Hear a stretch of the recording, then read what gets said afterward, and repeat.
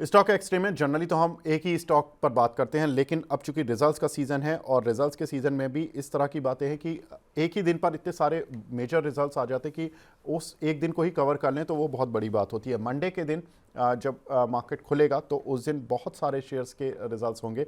उसमें हम एक बार देख लेते हैं लिस्ट, जो कि मेन मुख्य कंपनीज कौन कौन सी हैं। ACC, Coal India, Federal Bank, IOC, Indraprastha Gas, Mahindra Logistic, Tata Steel, Union Bank, Adani Wilmar और एटीजीएल, इन सभी कंपनीज के रिजल्ट्स होंगे। इनके एस्टिमेट्स आपकी स्क्रीन पर ऑलरेडी है।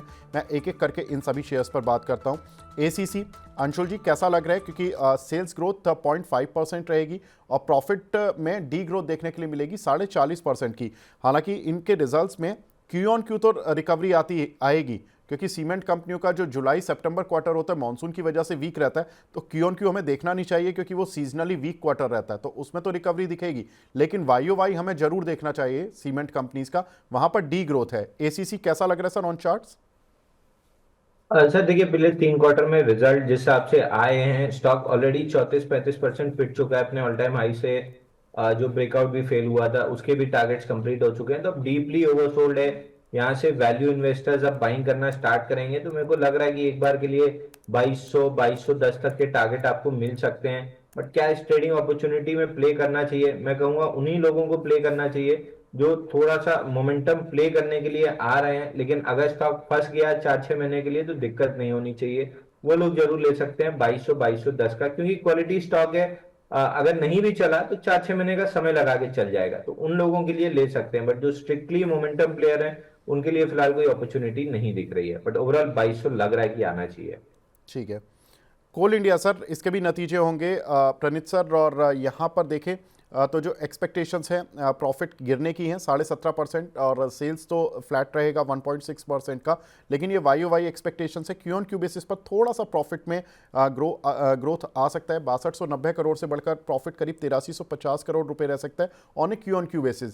सर वॉल्यूम ग्रोथ इनकी करीब, प्रोडक्शन में जो ग्रोथ थी वो 6% की देखने के लिए मिली है ऑलरेडी थर्ड क्वार्टर में, और मैनेजमेंट की गाइडेंस भी ई ऑक्शन प्रीमियम को लेकर जो रहेंगी वो बहुत इंपॉर्टेंट होंगी। सर क्या करें इस पर निवेशक?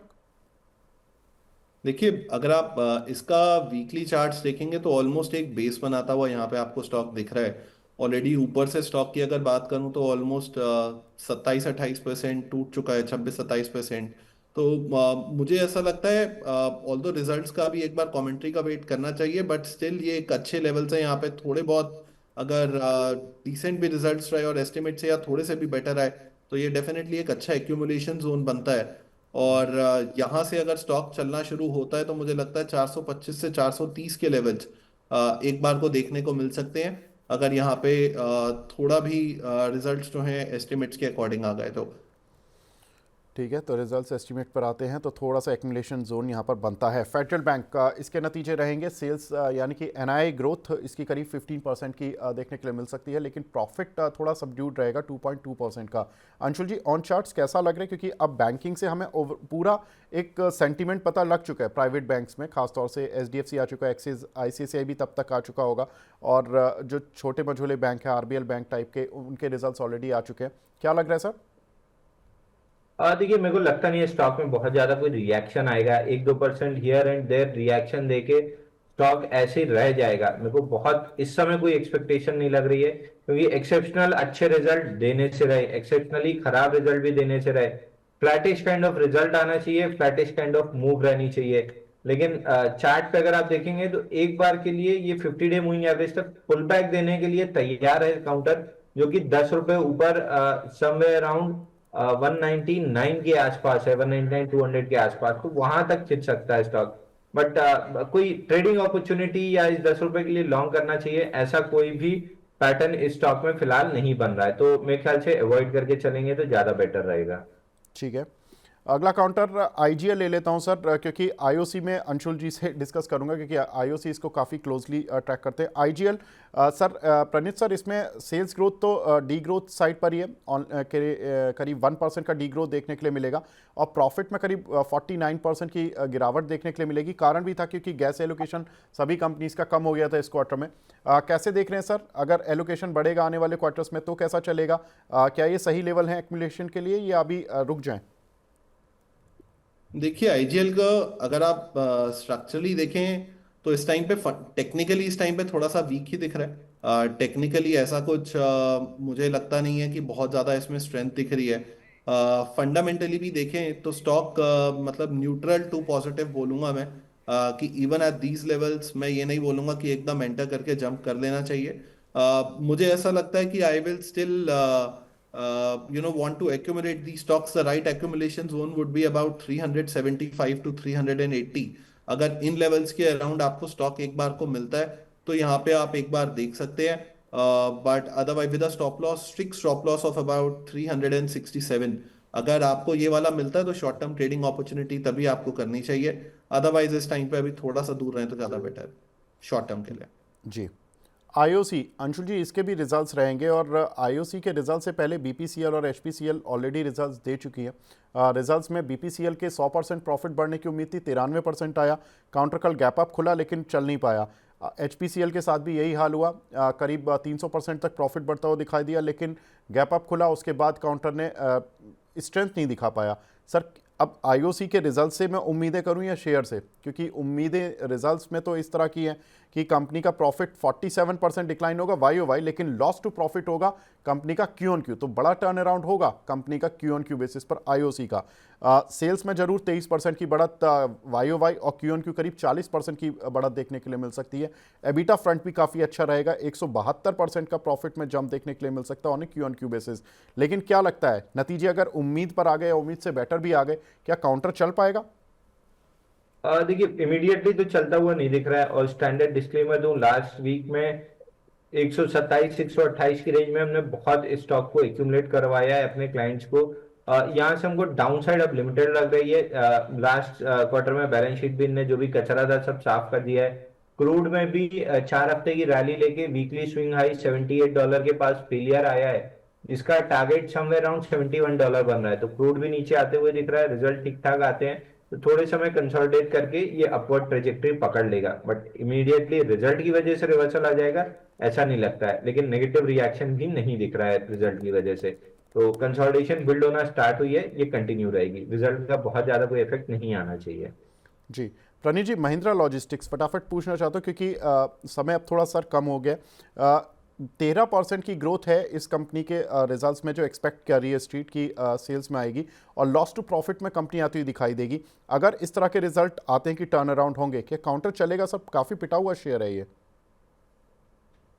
डेफिनेटली लॉस टू प्रॉफिट की जो स्टोरी होती है वो टिपिकली मार्केट बहुत ज्यादा पॉजिटिवली लेता है। अभी तक के फिलहाल जो रिजल्ट्स आए हैं उसके बेसिस पे कभी भी ये स्टॉक में हमें मतलब अच्छे रिजल्ट्स ऐसे देखने को मिले नहीं है, या फंडामेंटली ये स्टॉक अभी तक काफी ज्यादा वीक रहा है। बट फर्स्ट टाइम अगर ये प्रॉफिट वापस आफ्टर लॉन्ग टाइम अगर आपको देखने को मिलता है तो यहाँ पे एक अप मूव देखने को मिल सकता है। अगर आप बात करें ओवरऑल चार्ट्स के बेसिस पे भी तो मुझे ऐसा लगता है कि ये वाला स्टॉक अगर प्रॉफिट बुकिंग की इस टाइप की न्यूज आती है तो डेफिनेटली आपको ये स्टॉक 360 के लेवल्स पे, अगर आपको यहाँ पे 360 365 की रेंज में बाय करने को अगर आपको मौका मिलता है तो आप डेफिनेटली यहाँ पे मौका ले सकते हैं। और साथ में 400 से 410 के टारगेट्स के लिए आपको देखने को मिल सकता है यहाँ पे रिजल्ट्स के आते ही। ठीक है। अगला काउंटर सर, टाटा स्टील। वैसे तो बात हो गई थी टाटा स्टील पर ब्रॉडली, लेकिन रिजल्ट्स तो वीक आएंगे। आज जीएसडब्ल्यू के भी रिजल्ट्स थोड़े वीक आने की उम्मीद है। प्रॉफिट में 77% की गिरावट देखने के लिए मिलेगी, लेकिन पिटे हुए हैं इसलिए रिकवर हो सकते हैं क्या? ये बेनिफिट दें या काउंटर जब रिएक्ट करेंगे रिजल्ट्स आने के बाद तो उस मूव को हमें देखना होगा? अंशुल जी बताएं।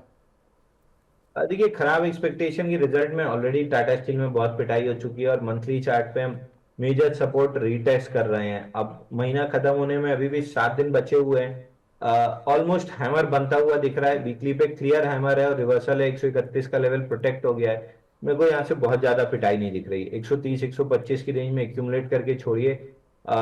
इन्वेस्टर्स के लिए है ये 180 और 225, ये दो टारगेट आपको फटाफट मिल जाएंगे। फटाफट में भी अब इन्वेस्टर्स के लिए 18 महीना होता है फटाफट, तो समय लगेगा, लेकिन ये काउंटर अपनी अपवर्ड ट्रेजेक्टरी पकड़ लेगा। जी डाउनवर्ड एटलीस्ट कंप्लीट हो चुकी है।